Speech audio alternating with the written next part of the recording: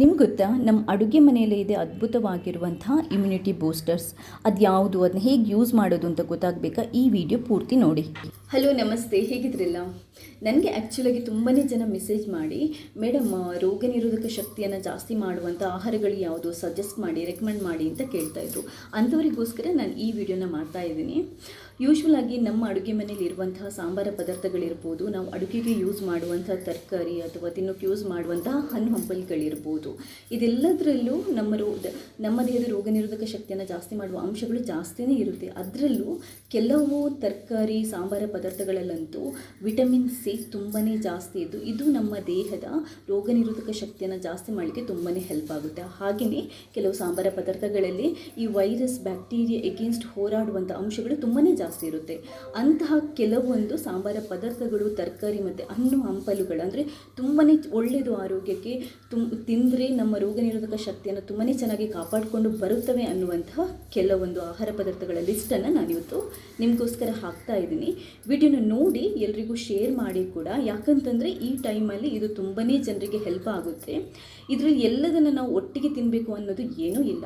ಯಾವುದು ನಮ್ಮ ಮನೆಯಲ್ಲಿ ಇದೆ ಅದನ್ನ ನಾವು ಅಡುಗೆ ಮಾಡುವಾಗಿರ್ಬೋದು, ಸಲಾಡ್ ಮಾಡುವಾಗ, ಪಲ್ಯ ಮಾಡುವಾಗ ಸ್ವಲ್ಪ ಜಾಸ್ತಿ ಯೂಸ್ ಮಾಡ್ಕೊಂಡು ಬಂದರೆ ಖಂಡಿತವಾಗ್ಲೂ ಆಟೋಮೆಟಿಕ್ ಆಗಿ ನಮ್ಮ ದೇಹದ ರೋಗ ನಿರೋಧಕ ಶಕ್ತಿ ಜಾಸ್ತಿಯಾಗಿ ನಾವು ಹೆಲ್ದಿಯಾಗಿರಲು ಸಾಧ್ಯ. ವಿಡಿಯೋ ನೋಡಿ ನಿಮ್ಮ ಫೀಡ್ಬ್ಯಾಕ್ನ ತಿಳಿಸಿ. ಹಾಗೆಯೇ ಇಲ್ಲಿ ತನಕ ನೀವು ಯಾರಾದರೂ ನನ್ನ ಚಾನೆಲ್ಗೆ ಸಬ್ಸ್ಕ್ರೈಬ್ ಆಗಿಲ್ಲದಿದ್ದರೆ ಸಬ್ಸ್ಕ್ರೈಬ್ ಆಗಿ, ನನ್ನೆಲ್ಲ ವಿಡಿಯೋಸ್ನ ನೋಡಿ ಲೈಕ್ ಮಾಡಿ, ಶೇರ್ ಮಾಡಿ. ನಾನು ಈ ಪ್ರಯತ್ನನ ಇದೇ ಥರ ಸಪೋರ್ಟ್ ಮಾಡ್ತಾನೆ ಇರಿ. ಥ್ಯಾಂಕ್ಸ್ ಎಲ್ರಿಗೂ. ನಮ್ಮ ಅಡುಗೆ ಮನೆಯಲ್ಲಿ ಸಿಗುವಂತಹ ಒಂದು ಅತ್ಯದ್ಭುತವಾಗಿರುವಂತಹ ಇಮ್ಯುನಿಟಿ ಬೂಸ್ಟರ್ ಅಂತಂದರೆ ಅದು ಕಾಳುಮೆಣಸು. ಕಾಳುಮೆಣಸಿನಲ್ಲಿ ವಿಟಮಿನ್ ಸಿ ಮತ್ತು ವಿಟಮಿನ್ ಎ ಅತ್ಯಧಿಕವಾಗಿರೋದ್ರಿಂದ ಇದು ದೇಹದ ರೋಗ ನಿರೋಧಕ ಶಕ್ತಿಯನ್ನು ಜಾಸ್ತಿ ಮಾಡಲಿಕ್ಕೆ ಸಹಕಾರಿ ಮಾಡುತ್ತೆ. ಅಷ್ಟು ಮಾತ್ರ ಅಲ್ಲದೆ ಶ್ವಾಸಕೋಶಕ್ಕೆ ಸಂಬಂಧಪಟ್ಟಂತಹ ಕಾಯಿಲೆಗಳು, ಶೀತ, ಕಫ, ನೆಗಡಿ, ಕೆಮ್ಮು, ಗಂಟಲು ನೋವು, ಇದಕ್ಕೆ ಕೂಡ ತುಂಬಾ ಒಳ್ಳೆಯದು. ಕಾಳುಮೆಣಸಿನ ಕಷಾಯ ಮಾಡೋದ್ರ ಮೂಲಕ, ರಸಮ್ಗೆ ಹಾಕೋದ್ರ ಮೂಲಕ, ಸಲಾಡ್ಗಳಿಗೆ ಹಾಕೋದ್ರ ಮೂಲಕ ನಮ್ಮ ದೇಹದೊಳಗಡೆ ಹೆಚ್ಚು ಕಾಳುಮೆಣಸನ್ನು ನಾವು ತಿನ್ನೋದ್ರ ಮೂಲಕ ದೇಹದ ರೋಗ ನಿರೋಧಕ ಶಕ್ತಿಯನ್ನು ಜಾಸ್ತಿ ಮಾಡ್ಕೋಬೋದು. ನಮ್ಮ ಅಡುಗೆ ಮನೆಯಲ್ಲಿ ನಮಗೆ ಸಿಗುವಂತಹ ಇನ್ನೊಂದು ಅತ್ಯದ್ಭುತವಾಗಿರುವಂತಹ ಇಮ್ಯುನಿಟಿ ಬೂಸ್ಟರ್ ಅಂತಂದರೆ ಅದು ಶುಂಠಿಯಲ್ಲಿ ಕೆಟ್ಟ ಬ್ಯಾಕ್ಟೀರಿಯಾ, ವೈರಸ್ ಮತ್ತು ವಿಷಕಾರಿ ಅಂಶಗಳ ವಿರುದ್ಧ ಹೋರಾಡುವಂಥ ಅಂಶಗಳು ಜಾಸ್ತಿ ಇರೋದ್ರಿಂದ, ಇದನ್ನು ನಾವು ಸೇವಿಸುತ್ತಾ ಬರೋದ್ರಿಂದ ನಮ್ಮ ದೇಹದಲ್ಲಿರುವಂತಹ ಕೆಟ್ಟ ಬ್ಯಾಕ್ಟೀರಿಯಾಗಳು, ವೈರಸ್ಗಳ ವಿರುದ್ಧ ಹೋರಾಡುವಂತಹ ಶಕ್ತಿ ಜಾಸ್ತಿ ಆಗುತ್ತೆ.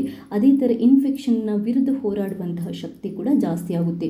ಶುಂಠಿ ಇಷ್ಟಕ್ಕೆ ಮಾತ್ರ ಅಲ್ಲದೆ ಡೈಜೆಷನ್ಗೆ ಕೂಡ ತುಂಬಾ ಒಳ್ಳೆಯದು.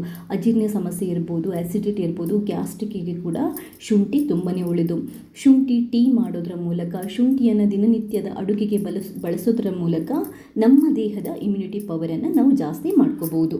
ನಮ್ಮ ಅಡುಗೆ ಮನೆಯಲ್ಲಿರುವಂಥ ಇನ್ನೊಂದು ಅತ್ಯದ್ಭುತವಾಗಿರುವಂಥ ಇಮ್ಯುನಿಟಿ ಬೂಸ್ಟರ್ ಅಂತಂದರೆ ಅದು ಬೆಳ್ಳುಳ್ಳಿ ಬಗ್ಗೆ ಎಷ್ಟು ಹೇಳಿದರೂ ಸಾಕಾಗಲ್ಲ. ಬೆಳ್ಳುಳ್ಳಿ ಬಗ್ಗೆ ಒಂದು ದೊಡ್ಡ ಎಪಿಸೋಡೇ ಮಾಡ್ಬೋದು.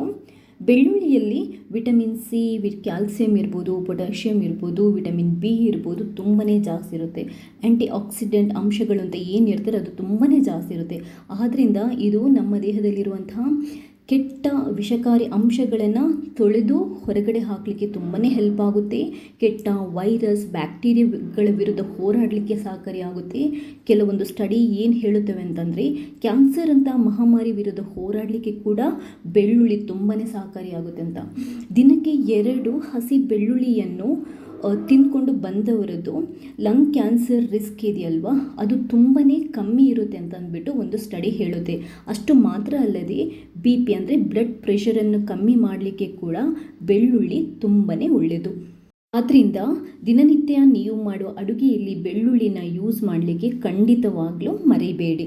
ನಮ್ಮ ಅಡುಗೆ ಮನೆಯಲ್ಲಿ ಸಿಗುವಂತಹ ಮತ್ತೊಂದು ಅತ್ಯದ್ಭುತವಾಗಿರುವಂತಹ ಇಮ್ಯುನಿಟಿ ಬೂಸ್ಟರ್ ಅಂತಂದರೆ ಅದು ಅರಿಶಿನ. ಎಲ್ಲರ ಮನೆಯಲ್ಲಿ ಕಾಮನ್ ಆಗಿರುತ್ತೆ. ಇದರಲ್ಲಿ ಅತ್ಯಧಿಕವಾಗಿರುವಂತಹ antioxidant, antiviral, antibacterial, antifungal ಅಂತಂದರೆ ವಿಷಕಾರಕ ಅಂಶಗಳ ವಿರುದ್ಧ ಹೋರಾಡುವಂಥ ಅಂಶಗಳು, ಇನ್ಫೆಕ್ಷನ್ ವಿರುದ್ಧ ಹೋರಾಡುವಂಥ ಅಂಶಗಳು, ಕೆಟ್ಟ ಬ್ಯಾಕ್ಟೀರಿಯಾ, ವೈರಸ್, ಫಂಗಸ್ಗಳ ವಿರುದ್ಧ ಹೋರಾಡುವಂಥ ಅಂಶಗಳು ಜಾಸ್ತಿ ಇರೋದ್ರಿಂದ ಇದನ್ನ ನಾವು ದಿನ ಸೇವಿಸುತ್ತಾ ಬಂದಂತೆ ನಮ್ಮ ದೇಹದ ರೋಗ ನಿರೋಧಕ ಶಕ್ತಿ ಆಟೋಮೆಟಿಕ್ಕಾಗಿ ಜಾಸ್ತಿ ಆಗುತ್ತೆ. ಹಳದಿ ಹಾಲನ್ನು ಕುಡಿಬೋದು. ಹಳದಿನ ನಾವು ಅಂದರೆ ಅರಿಶಿನ ಪುಡಿಯನ್ನು ನಾವು ಅಡುಗೆಗೆ ಯೂಸ್ ಮಾಡ್ಬೋದು. ಟೋಟಲ್ ಆಗಿ ಅರಿಶಿನವನ್ನು ನಾವು ಸೇವಿಸ್ತಾ ಬಂದರೆ ನಮ್ಮ ಆರೋಗ್ಯಕ್ಕೆ ತುಂಬಾ ಒಳ್ಳೆಯದು.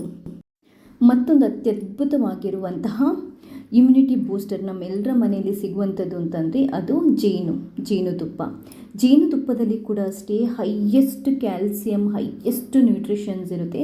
ಅದೇ ಥರ ಆ್ಯಂಟಿ ಆಕ್ಸಿಡೆಂಟ್ ಮತ್ತು ಆ್ಯಂಟಿ ಇನ್ಫ್ಲಮೇಟ್ರಿ ಅಂಶಗಳು ಅಂತಂದರೆ ನಾನು ಆವಾಗಲೇ ಹೇಳಿದಾಗೆ ಕೆಟ್ಟ ವೈರಸ್, ಬ್ಯಾಕ್ಟೀರಿಯಾಗಳ ವಿರುದ್ಧ ಹೋರಾಡುವಂಥ ಅಂಶಗಳು ಜಾಸ್ತಿ ಇರೋದ್ರಿಂದ ಇದು ಶ್ವಾಸಕೋಶಕ್ಕೆ ಸಂಬಂಧಪಟ್ಟಂತಹ ಕೆಲವೊಂದು ಕಾಯಿಲೆಗಳನ್ನು ಟ್ರೀಟ್ ಮಾಡಲಿಕ್ಕೆ ಕೂಡ ತುಂಬಾ ಹೆಲ್ಪ್ ಆಗುತ್ತೆ. ಅಂದರೆ ನಮಗೆ ಸಾಮಾನ್ಯ ಕೋಲ್ಡ್ ಇರ್ಬೋದು, ಗಂಟಲು ನೋವು ಇರ್ಬೋದು, ಕಫ ಇರ್ಬೋದು, ಇದಕ್ಕೆ ಕೂಡ ತುಂಬಾ ಒಳ್ಳೆಯದು. ಡೈಜೆಷನ್ಗೆ ಒಳ್ಳೆಯದು, ವೆಯ್ಟ್ ಲಾಸ್ ಮಾಡಲಿಕ್ಕೆ ಕೂಡ ತುಂಬಾ ಒಳ್ಳೆಯದು. ಆದ್ದರಿಂದ ಹನಿಯನ್ನು ನಮ್ಮ ಅಡುಗೆಯಲ್ಲಿ ಸಲಾಡ್ಗೆ ಯೂಸ್ ಮಾಡ್ಬೋದು, ಅಥವಾ ಲೈಮ್ ಟೀ ಮಾಡುವಾಗ ನೀವು ಸ್ವಲ್ಪ ಹನಿಯನ್ನು ಹಾಕಿ ಕುಡಿಬೋದು. ಹನಿ ಆರೋಗ್ಯಕ್ಕೆ ತುಂಬಾ ಒಳ್ಳೆಯದು. ಹಾಗೆಯೇ ನಮ್ಮ ಅಡುಗೆ ಮನೆಯಲ್ಲಿ ಸಿಗುವಂತಹ ಚಕ್ಕೆ ಮತ್ತು ಏಲಕ್ಕಿ ಕೂಡ ಈ ಬೇಡದ ಬ್ಯಾಕ್ಟೀರಿಯಾ, ವೈರಸ್ ಮತ್ತು ಇನ್ಫೆಕ್ಷನ್ಗಳ ವಿರುದ್ಧ ಹೋರಾಡಲಿಕ್ಕೆ ತುಂಬಾ ಸಹಕಾರಿಯಾಗುತ್ತೆ. ಇವುಗಳು ಕೂಡ ಅಷ್ಟೇ ನಮ್ಮ ದೇಹದ ಇಮ್ಯುನಿಟಿ ಪವರನ್ನು, ಅಂದರೆ ರೋಗ ನಿರೋಧಕ ಶಕ್ತಿಯನ್ನು ಜಾಸ್ತಿ ಮಾಡಲಿಕ್ಕೆ ತುಂಬಾ ಹೆಲ್ಪ್ ಆಗುತ್ತೆ. ದಿನನಿತ್ಯ ಮಾಡುವ ಅಡುಗೆಗೆ ಈ ಮಸಾಲ ಪದಾರ್ಥಗಳನ್ನು ಯೂಸ್ ಮಾಡೋದ್ರಿಂದ ನಾವು ಹೆಲ್ದಿಯಾಗಿ ಇರಬಹುದು. ಹಾಗೆಯೇ ಈಗಿನ ಟೈಮಲ್ಲಿ ಪ್ರತಿಯೊಬ್ಬರ ಮನೇಲಿ ಇರಲೇಬೇಕು ಅನ್ನೋ ಒಂದು ವಸ್ತು ಅಂತಂದರೆ ಅದು ಲಿಂಬೆ. ಇದರಲ್ಲಿ ವಿಟಮಿನ್ ಸಿ ತುಂಬ ಜಾಸ್ತಿ ಆಗಿರುತ್ತೆ. ಅಂದರೆ ಈ ಸಿಟ್ರಿಕ್ ಇರುವಂತಹ ತರಕಾರಿ ಇರ್ಬೋದು ಅಥವಾ ಈ ಹಣ್ಣು ಹಂಪಲ್ಲಿರ್ಬೋದು, ಇದರಲ್ಲಿ ವಿಟಮಿನ್ ಸಿ ತುಂಬಾ ಜಾಸ್ತಿ ಆಗಿರುತ್ತೆ. ಈ ಲಿಂಬೆ ಜ್ಯೂಸ್ ಮಾಡಿ ಕುಡಿಬೋದು ಅಥವಾ ಕಷಾಯ ಮಾಡುವಾಗ ನಾವು ಹಾಕೋಬಹುದು. ಇದು ನಮ್ಮ ದೇಹದ ರೋಗ ನಿರೋಧಕ ಶಕ್ತಿಯನ್ನು ಜಾಸ್ತಿ ಮಾಡಲಿಕ್ಕೆ ತುಂಬಾ ಹೆಲ್ಪ್ ಆಗುತ್ತೆ. ಇದರ ಜೊತೆಗೆ ನೆಲ್ಲಿಕಾಯಿ ಕೂಡ ಅಷ್ಟೇ, ಇದರಲ್ಲಿ ವಿಟಮಿನ್ ಸಿ ತುಂಬಾ ಜಾಸ್ತಿ ಆಗಿರುತ್ತೆ. ಈ ಟೈಮಲ್ಲಿ ನಿಮಗೆ ನೆಲ್ಲಿಕಾಯಿ ಸಿಕ್ಕಿದರೆ ಖಂಡಿತವಾಗ್ಲೂ ಬಿಡಬೇಡಿ. ದೇಹದ ರೋಗ ನಿರೋಧಕ ಶಕ್ತಿಯನ್ನು ಜಾಸ್ತಿ ಮಾಡಲಿಕ್ಕೆ ನಂಬರ್ 1 ಅಂತಲೇ ಹೇಳ್ಬೋದು. ಇದನ್ನ ಇಂಡಿಯನ್ ಗೂಸ್ಬೆರಿ ಅಂತಲೂ ಕೂಡ ಕರೀತಾರೆ. ನೆಲ್ಲಿಕಾಯಿ ಈ ಟೈಮಲ್ಲಿ ಎಲ್ಲಿ ಸಿಕ್ಕಿದ್ರೂ ಬಿಡಬೇಡಿ. ಇದರ ಜೊತೆಗೆ ಹಣ್ಣುಗಳಲ್ಲಿ ಕಿತ್ತಳೆ ಮತ್ತು ಮೂಸಂಬಿ ಹಣ್ಣು, ಇದರಲ್ಲಿ ತುಂಬಾ ಜಾಸ್ತಿ ವಿಟಮಿನ್ ಸಿ ಇರುತ್ತೆ. ಪ್ರತಿಯೊಬ್ಬರ ಮನೆಯಲ್ಲಿ ಈ ಟೈಮಲ್ಲಿ ಇರಲೇಬೇಕು. ಅಟ್ಲೀಸ್ಟ್ ದಿನಕ್ಕೊಂದು ಕಿತ್ತಳೆ, ದಿನಕ್ಕೊಂದು ಮೂಸಂಬಿ ತಿಂದರೆ ರೋಗ ನಿರೋಧಕ ಶಕ್ತಿ ದೇಹದಲ್ಲಿ ಆಟೋಮೆಟಿಕ್ಕಾಗಿ ಜಾಸ್ತಿ ಆಗೋದ್ರಲ್ಲಿ ಸಂಶಯನೇ ಬೇಡ.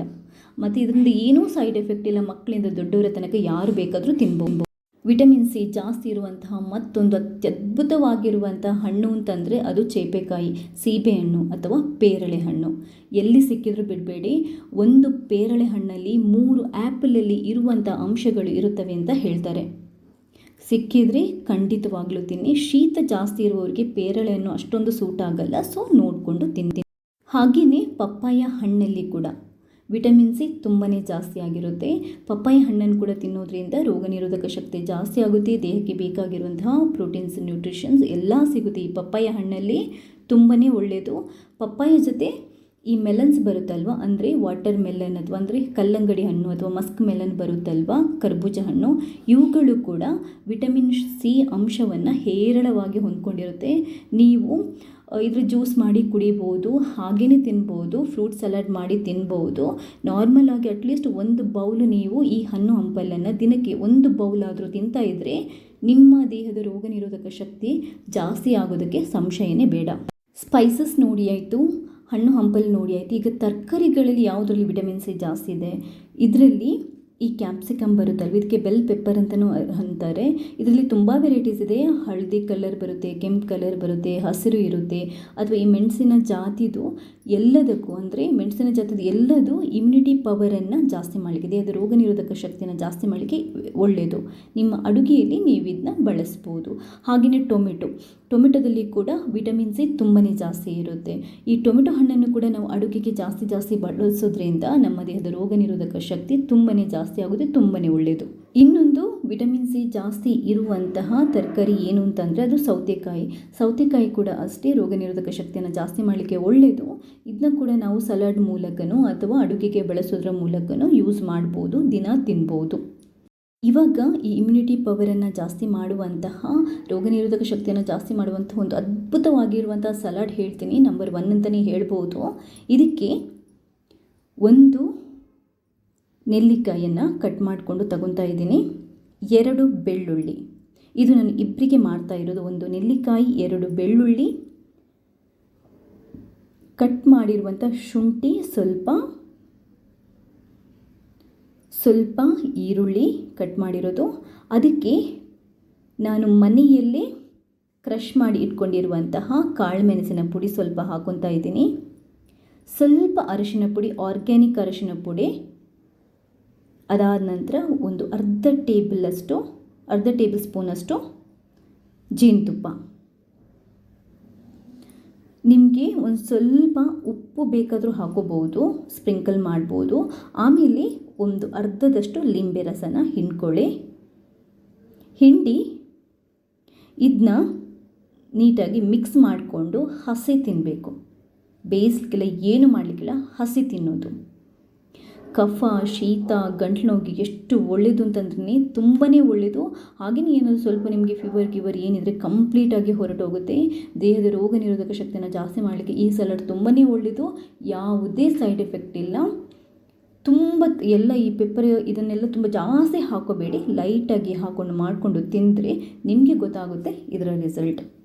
ಯಾಕೆ ವಿಟಮಿನ್ ಸಿ ಜಾಸ್ತಿ ಇರುವಂತಹ ಫುಡ್ ಲಿಸ್ಟನ್ನೇ ನಾನು ಹೇಳ್ತಾ ಇದ್ದೀನಿ ಅಂತಂದರೆ, ನಮ್ಮ ದೇಹದ ರೋಗ ನಿರೋಧಕ ಶಕ್ತಿಯನ್ನು ಜಾಸ್ತಿ ಮಾಡಲಿಕ್ಕೆ ವಿಟಮಿನ್ ಸಿ ಇರುವಂಥ ಆಹಾರನೇ ನಾವು ಜಾಸ್ತಿ ತಿನ್ನಬೇಕು. ತುಂಬ ಜನರಿಗೆ ಕನ್ಫ್ಯೂಷನ್ ಇರುತ್ತೆ ವಿಟಮಿನ್ ಸಿ ಇರುವಂತಹ ಫುಡ್ ಯಾವುದು ಅಂತ. ಇವತ್ತು ಹೇಳಿರುವಂತಹ ಎಲ್ಲ ಫುಡ್ಗಳಲ್ಲಿ ವಿಟಮಿನ್ ಸಿ ಮತ್ತು ನಮ್ಮ ದೇಹದ ರೋಗ ನಿರೋಧಕ ಶಕ್ತಿಯನ್ನು ಜಾಸ್ತಿ ಮಾಡುವಂತಹ ಹೈಯೆಸ್ಟ್ ಅಂತಂದರೆ ತುಂಬ ಅಂಶಗಳಿರುತ್ತವೆ. ಇವೆಲ್ಲದನ್ನು ಒಟ್ಟಿಗೆ ತಿನ್ನಬೇಕು ಅಂತಿಲ್ಲ, ಯಾವುದನ್ನು ಜಾಸ್ತಿ ಮಾಡಲಿಕ್ಕೆ ಹೋಗಬಾರ್ದು. ಜಾಸ್ತಿ ಮಾಡಿದರೆ ಅಮೃತ ಕೂಡ ವಿಷ ಅಂತ ಹೇಳ್ತಾರಲ್ಲ, ಹಾಗೆ ಯಾವುದನ್ನು ಜಾಸ್ತಿ ಮಾಡಲಿಕ್ಕೆ ಹೋಗ್ಬೋದು. ಸಲಾಡ್ ಮಾಡುವಾಗ ಒಂದೆರಡು ನೆಲ್ಲಿಕಾಯಿ ತುಂಡು, ಒಂದು ಸ್ವಲ್ಪ ಕಾಳುಮೆಣಸಿನ ಪುಡಿನೋ ಒಂಚೂರು ಹಣ್ಣಿನೋ ಹಾಕ್ಕೊಂಡು ತಿನ್ಬೋದು. ಅಡುಗೆಗೆ ಅಥವಾ ರಸಂ ಮಾಡುವಾಗ ಕಾಳುಮೆಣಸಿನ ಪುಡಿಯನ್ನು ಹಾಕೋಬೋದು, ಸ್ವಲ್ಪ ಅರಿಶಿನ ಜಾಸ್ತಿ ಹಾಕೋಬೋದು. ಹಾಗೆಯೇ ನೀವು ಸಲಾಡ್ ಮಾಡಿಕೊಳ್ಳುವಾಗ ಅಥವಾ ಹಣ್ಣುಗಳನ್ನೆಲ್ಲ ತಿನ್ನುವಾಗ ಸ್ವಲ್ಪ ಹನಿ ಸೇರಿಸ್ಕೊಂಡು ತಿನ್ಬೋದು. ಈ ಥರ ನಾವು ಬ್ಯಾಲೆನ್ಸ್ ಆಗಿ ತಿಂದ್ಕೊಂಡು ಹೋದರೆ ಯಾವ ಪ್ರಾಬ್ಲಮ್ ಆಗಲ್ಲ, ನಾವು ಸ್ಟ್ರಾಂಗ್ ಆಗಿರ್ತೀವಿ. ಬರೀ ಫಿಸಿಕಲ್ ಆಗಿ ನಾವು ಸ್ಟ್ರಾಂಗ್ ಆಗಿರೋದಿಲ್ಲ, ಮಾನಸಿಕವಾಗಿ ಕೂಡ ಈ ಟೈಮಲ್ಲಿ ತುಂಬಾ ಧೈರ್ಯವಂತರಾಗಿರಬೇಕು. ಯಾವುದಕ್ಕೂ ಹೆದರಬಾರ್ದು, ಭಯ ಬೀಳಬಾರ್ದು. ಭಯ ಬೀಳ್ತೀರಾ ಅಂತಂದರೆ ಇಮ್ಯುನಿಟಿ ಪವರ್ ಕಮ್ಮಿ ಆಗುತ್ತೆ. ಹಾಗೆಯೇ ನಿತ್ಯ ತುಂಬಾ ಚೆನ್ನಾಗಿ ಮಾಡಬೇಕು.